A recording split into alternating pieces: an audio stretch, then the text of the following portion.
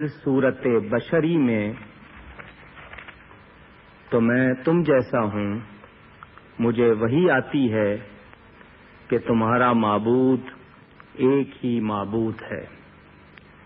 قرآن کریم کی اس آیہ شریفہ میں اللہ تعالی نے اپنے حبیب کریم صلی اللہ علیہ وسلم کی زبان سے یہ کہلوایا کہ آپ فرما دیجئے کہ میں ظاہر صورت بشری میں تم جیسا ہوں۔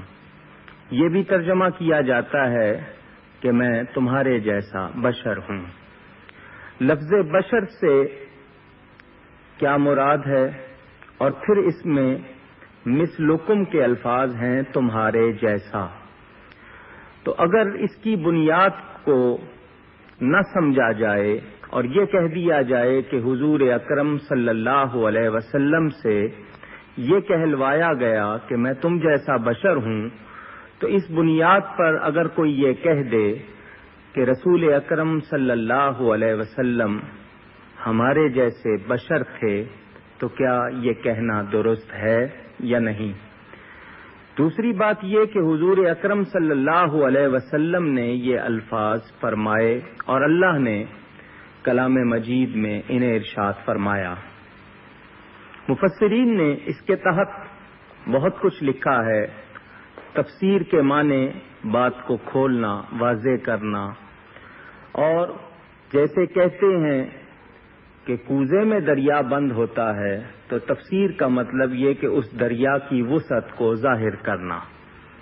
قرآن کریم اللہ کا کلام ہے۔ کسی شاعر کا کلام ہو تو اس کے شعر میں بیان ہوئی کسی ترکیب کو، کسی لفظ کو کتنے انداز سے بیان کیا جاتا ہے۔ اللہ کے کلام کو پوری طرح سمجھنے کا حق ہم لوگ ادا نہیں کر سکتے۔ نبی پاک صلی اللہ علیہ وسلم سے امت کو جو کچھ پہنچا اس کے مطابق ہم بیان کرتے ہیں۔ حضور اکرم صلی اللہ علیہ وسلم کے صحابی اور چچا زاد بھائی حضرت ابن عباس رضی اللہ تعالی عنہ، جن کے بارے میں حضور صلی اللہ علیہ وسلم نے یہ دعا فرمائی، اللہم علمہ الکتاب، اے اللہ اس کو کتاب کا یعنی قرآن کا علم عطا فرما۔ انہوں نے اس کی تفسیر کرتے ہوئے یہ فرمایا کہ اللہ تعالی ہمارا خالق ہے، مالک ہے۔ اللہ تعالی کی مخلوق میں اللہ نے بعض بندوں کو ایسے کمالات عطا کیے ہیں کہ لوگوں نے ان کمالات کو دیکھ کر یہ گمان کر لیا کہ یہ بندہ جو ہے یہ ما فوق البشر ہے، یعنی بشر سے بڑھ کر کوئی چیز ہے۔ چنانچہ حضرت عیسیٰ علیہ السلام کے بارے میں ہم سنتے اور پڑھتے ہیں کہ لوگوں نے ان کو خدا مان لیا اور کسی نے ان کو خدا کا بیٹا ٹھہرا دیا۔ اسی طرح حضرت عزیر علیہ السلام کے بارے میں بھی تذکرہ ہے قرآن میں۔ تو حضور اکرم صلی اللہ علیہ وسلم اللہ کی مخلوق میں سب سے افضل ہیں، سب سے برتر ہیں، سب سے اعلیٰ ہیں، اور اللہ کی ذات اور صفات کے مظہر کامل ہیں۔ تو ان میں جو خوبیاں ہیں، اللہ تعالی نے ان کو جو خوبیاں اور کمالات عطا کیے، ان کو دیکھ کر ہو سکتا تھا کہ کوئی ان کے بارے میں بھی ایسا گمان کر لیتا، تو پہلے دن سے ہی، ابتدا ہی سے اس فتنے کو ختم کر دیا گیا کہ کوئی نبی پاک صلی اللہ علیہ وسلم کو خدا نہ سمجھ لے، خدا کے برابر نہ سمجھ لے، خدا کے مثل یعنی خدا جیسا نہ سمجھ لے۔ خود نبی کی زبان سے یہ کہلوا دیا گیا کہ اے نبی کہہ دو کہ میں ظاہر صورت بشری میں تم جیسا ہوں، یعنی جس طرح تمہارا معبود اللہ ہے میرا معبود بھی اللہ ہے۔ میں ہرگز خدا نہیں ہوں، میں خدا نہیں ہوں۔ مجھے خدا نہ سمجھ لینا، اس کا شریک نہ سمجھ لینا، تو اس فتنے کو ختم کرنے کے لیے کہ کوئی یہ نہ سمجھ لے کہ یہ اللہ کے شریک ہے۔ اب دیکھیے آگے الفاظ ہیں یوحا الیہ، مجھے وحی آتی ہے۔ کیا مطلب؟ میں بشر تو ہوں، مگر کون سا بشر ہوں؟ صاحب وحی ہوں، مجھ پر وحی ہوتی ہے۔ اب جیسا کہ انسان کو حیوان ناطق کہا جاتا ہے، جب لفظ ناطق آ گیا تو اس لفظ ناطق نے انسان کو باقی تمام جانوروں سے ممتاز کر دیا۔ تو اس معلوم ہوا کہ انسان کو حیوان تو کہا گیا مگر حیوان ناطق کہا گیا۔ ناطق کے لفظ نے اس کو دوسرے حیوانوں سے ممتاز کر دیا۔ تو ہم سب بھی بشر ہیں، نبی بھی بشر ہیں، مگر نبی کا بشر ہونا ہماری بشریت کے مطابق نہیں، بلکہ ان کا بشر ہونا ایسا ہے کہ اس کے لیے دو لفظ کہے جا سکتے ہیں کہ وہ بے مثل بشر ہیں، بے مثال بشر ہیں۔ حضور اکرم صلی اللہ علیہ وسلم کے بارے میں اس آیت کو سمجھنے کے لیے ایک مثال پیش کرتا ہوں۔ آپ لوگ چائے پیتے ہیں، چائے دو چیزوں سے بنتی ہے، پانی سے اور پتی، ٹی لیوز جس کو آپ کہتے ہیں۔ پانی کی مقدار زیادہ ہے، چائے کی پتی جو ہوتی ہے اس کی مقدار کم ہوتی ہے، کوانٹٹی میں واٹر جو ہے وہ زیادہ ہوتا ہے، ٹی لیوز کم ہوتے ہیں۔ لیکن جب آپ وہ پتی اس پانی میں ڈال دیتے ہیں، اب کوئی بھی شخص اس کو پانی نہیں پکارتا، چائے کہتے ہیں۔ تھوڑی سی پتی ڈالنے کے بعد دیکھیے اس میں تبدیلی کتنی آئی، اس کا نام بدل گیا۔ اب آپ پانی اسے نہیں کہتے، چائے کہتے ہیں۔ اس کا رنگ بدل گیا، اس کا ذائقہ بدل گیا، اس کی شان بدل گئی، اس کا اثر بدل گیا، حالانکہ پانی موجود ہے مگر آپ اس کو پانی نہیں پکار رہے، اس کو چائے پکار رہے ہیں۔ تو جس پانی میں پتی ڈال دی جائے تو اس کا نام بدل جاتا ہے، ذائقہ، اثر، شان، کتنی تبدیلیاں آ جاتی ہیں۔ تو ہم سب بھی بشر ہیں، مگر جس بشر میں اللہ نے نبوت ڈال دی، اب اس کو صرف بشر نہیں کہیں گے، اس کو رسول اللہ کہیں گے، اس کو نبی اللہ کہیں گے، اسے ہم اپنے جیسا گمان نہیں کر سکتے۔ اور یہ جو مثلکم کا لفظ ہے، اگر صرف لفظ مثل پر بات کی جائے تو آئیے میں قرآن کریم کی سورہ الانعام سے ایک اور آیت پیش کرتا ہوں۔ یہ آیت نمبر 38 سورہ الانعام پارہ 7ویں پارے میں یہ آیت ہے، وَمَا مِن دَابَّةٍ فِي الْأَرْضِ وَلَا طَائِرٍ يَطِيرُ بِجَنَاحَيْهِ إِلَّا أُمَمٌ أَمْثَالُكُمْ۔ وہاں مثل کا لفظ ہے، یہاں امثال اس کی جمع آئی۔ وَمَا مِن دَابَّةٍ، اور نہیں کوئی زمین میں چلنے والا، فی الارض، اور نہ کوئی پرندہ کہ اپنے پروں پر اڑتا ہے، مگر تم جیسی امتیں۔ اس سے پتہ چلا کہ زمین پر چلنے والے جانور اور ہوا میں اڑنے والے پرندے، اللہ کیا فرما رہا ہے، الا امم امثالکم، نہیں ہے مگر تم جیسی امتیں۔ اگر اس آیت کی بنیاد پر کسی انسان کو یہ کہا جائے، کوئی آدمی ہو، معزز ہو، اسے کہا جائے جس طرح جانور ایک امت ہے اسی طرح تم ایک امت ہو، یا اس کو کسی جانور سے شباہت، اس کی تشبیہ دی جائے، تو یقیناً وہ اس کو اپنے لیے پسند نہیں کرے گا۔ جو چیز عام انسان اپنے لیے پسند نہیں کرتا، ہم اللہ کی سب سے افضل اور اعلیٰ مخلوق نبی کے لیے کیسے اس کو پسند کر سکتے ہیں؟ دیکھیے، ایک اور عرض کرتا ہوں، ایک شخص جو ہے وہ یقیناً اگر کسی عہدے پر، منصب پر ہے، تو وہ اپنی ماں کے لیے وہ عہدہ نہیں رکھتا، اپنی ماں کے لیے وہ بیٹا ہے۔ اگر بادشاہ ہے کسی سلطنت کا، کسی مملکت کا، لیکن اپنی ماں کے لیے وہ بیٹا ہے، وہ ماں کے پاس جاتا ہے تو ماں اسے کہتی ہے کہ میرا بیٹا آیا۔ اب ماں اس کو بیٹا کہہ کر پکار رہی ہے، بیٹا بیٹا کہہ کر بات کر رہی ہے، کیونکہ وہ اگر پوری قوم کے لیے بادشاہ ہے، ملک کے لیے بادشاہ ہے، مگر اپنی ماں کے لیے وہ ایک بیٹا ہے۔ تو اگر ماں نے یہ کہا بیٹا آیا، قوم نے سن لیا کہ جب یہ ماں کے پاس گیا تو ماں نے اسے کہا میرا بیٹا آیا، اور وہی شخص جب قوم کے پاس آئے تو کیا قوم بھی یہ کہہ سکتی ہے کہ بیٹا آیا، بیٹا آیا؟ نہیں، کیونکہ قوم کے لیے اس کی حیثیت اور ہے۔ نبی کا ایک تعلق اللہ سے ہے، ایک تعلق نبی کا امت سے ہے، مخلوق سے ہے۔ اللہ کے لیے وہ اس کے عبد مقدس ہیں، لیکن امت کے لیے وہ نبی مکرم ہیں۔ قوم ان کو ہرگز یہ نہیں کہہ سکتی۔ دیکھیں، انبیاء کرام نے عاجزی کرتے ہوئے، تواضع کرتے ہوئے، جس کو ہم ہمبلنس کہتے ہیں انگلش میں، وہ عاجزی کا اظہار کرتے ہوئے بہت سے الفاظ اپنے لیے کہے۔ حضرت آدم علیہ السلام دعا کرتے ہیں ربنا ظلمنا انفسنا، اے ہمارے پروردگار ہم نے اپنی جانوں پر ظلم کیا۔ تو اگر اس بنیاد پر کوئی شخص یہ تصور کر سکتا ہے کہ وہ حضرت آدم کو ظالم کہے؟ ہرگز نہیں، کیونکہ ہم جانتے ہیں کہ انہوں نے یہ لفظ اللہ کی بارگاہ میں کہے ہیں اور عاجزی کرتے ہوئے کہے ہیں۔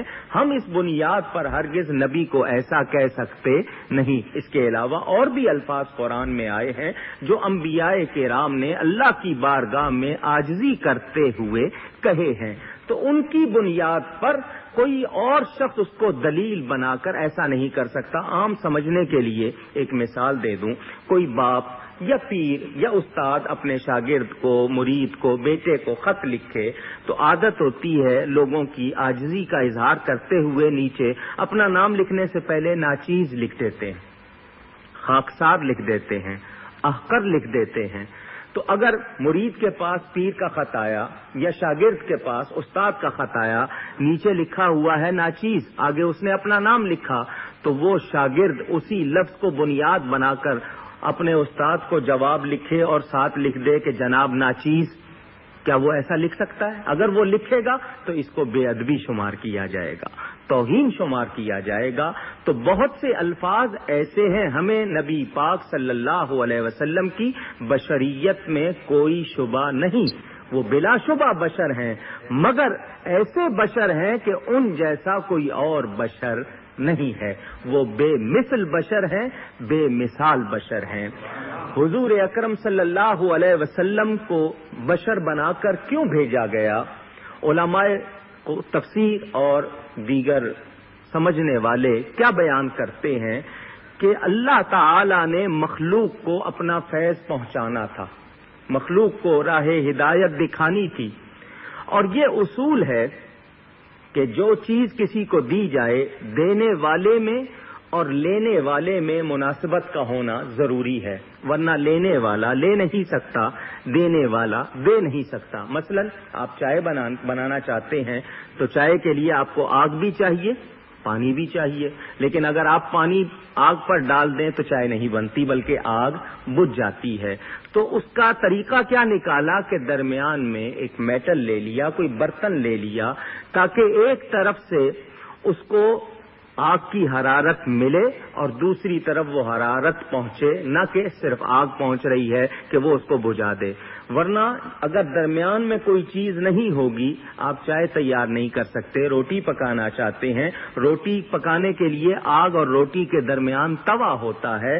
تو یہ سمجھنے کے لیے بات کر رہا ہوں، بلا تشبیہ اللہ تعالی نے بھی اپنی مخلوق کو فیض پہنچانا تھا۔ اللہ قوی ہے، ہم کمزور ہیں، اللہ نے ہمیں فیض دینا تھا تو لباس بشری میں اپنے حبیب کو بھیج دیا، ان کو وسیلہ بنا دیا، درمیان میں ذریعہ بنا دیا، تاکہ مخلوق اللہ کا فیضان اللہ کے حبیب کے ذریعے حاصل کر سکے۔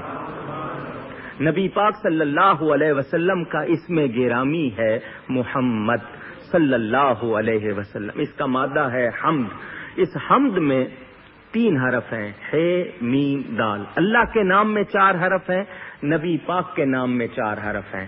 اللہ کے نام کا دوسرا لام مشدد ہے، مشدد کا مطلب وہ حرف جس پر تشدید آتی ہے۔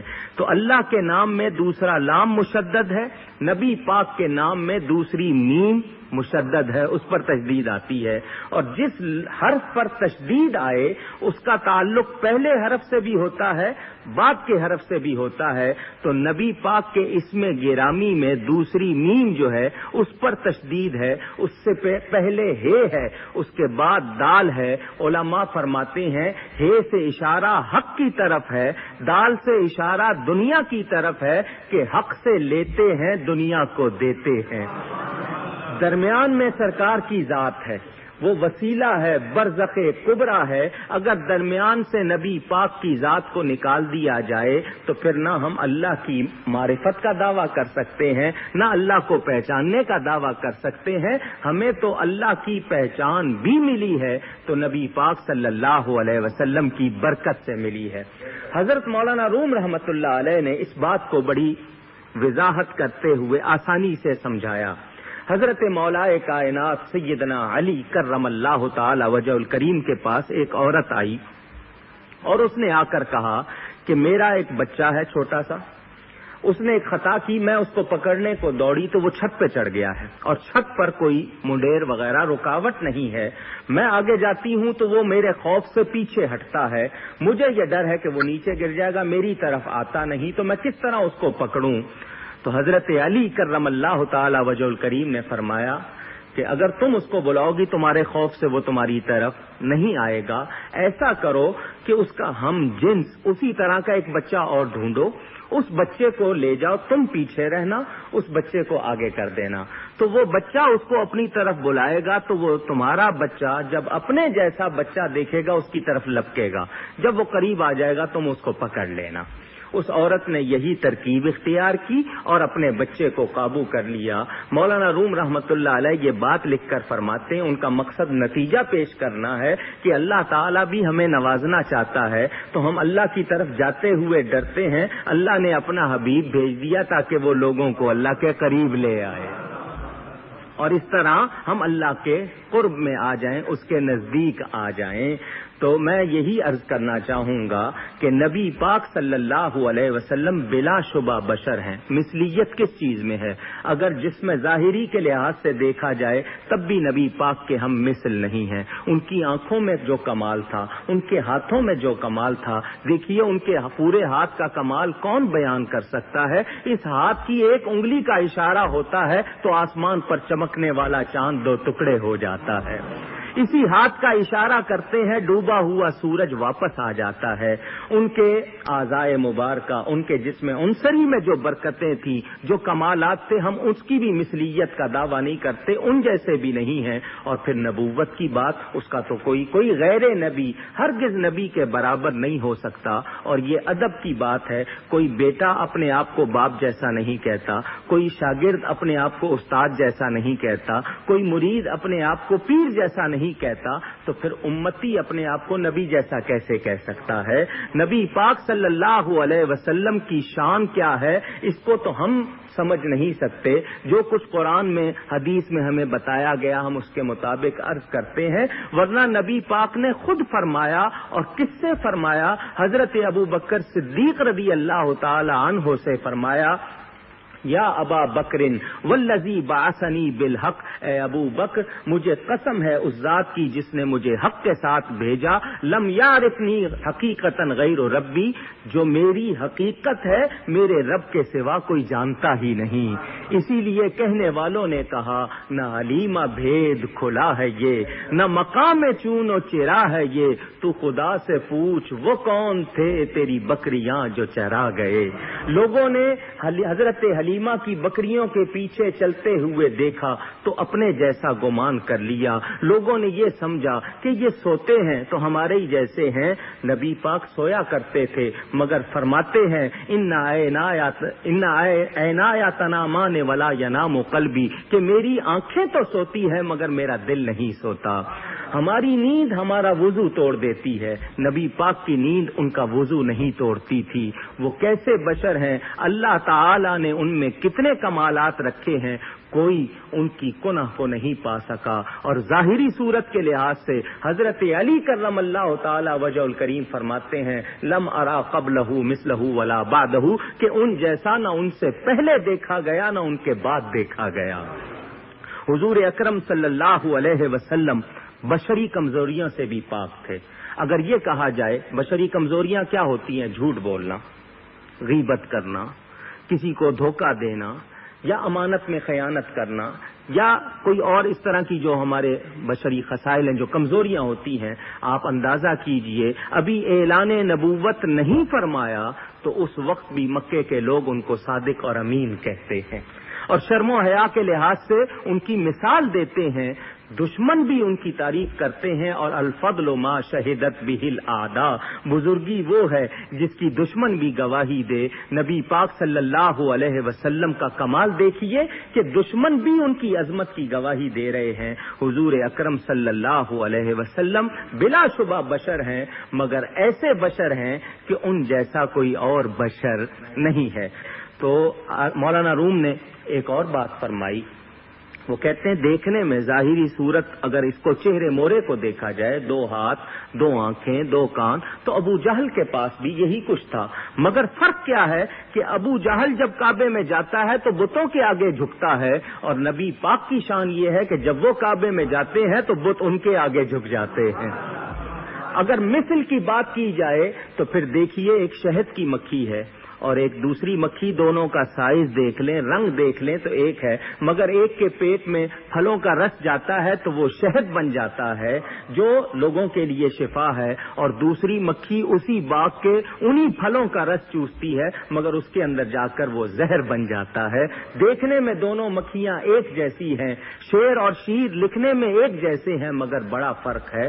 تو نبی پاک بھی دیکھنے میں بشر نظر آتے ہیں، مگر وہ ایسے بشر ہیں کہ وہ جبریل کی نورانیت سے بھی ان کی بشریت افضل ہے، اور کتنی افضل ہے اس کا ہم بیان نہیں کر سکتے۔